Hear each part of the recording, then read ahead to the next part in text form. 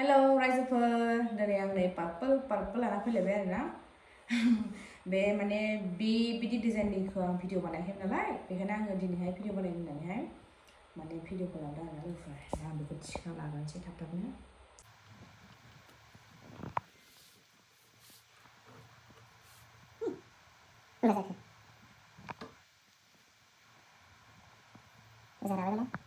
साबदों बे जाहैबाय 1.5 kg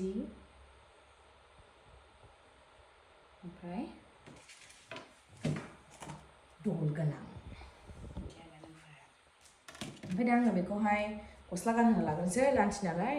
ओमफ्राय गस्ला गानखांनानैहाय बेयाव थुबानो कमप्लिट जाबाय लोगोफोर ओमफ्राय एसे डिजाइन दंबावो बेखौ आं दा होबाय थानोसै आरोना दायो आङो बेखौहाय गस्ला गानहोखांनानै दा फाइनेल लुकखौ नोंथांमोननो शेयार खालामगोन लोगोफोर दे नायलांबाय था भिडिअखौ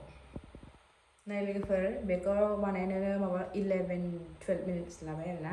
गस्ला गानहोनो थाखाय थुट टाइम लाखायो बेखौ थुनोसै आङो ओमफ्राय दा बे सायावहाय गस्ला बनांगौ नै दायो फाइनेल लुकखौ शेयार खालामसै लोगोफोर दे एसे डिजाइनखौ आलादा होदों आं दिनैनि फुथलाखौहाय माने नै वाव गस्लानि फ्रकखौ नायलाय मा साइज होदों आं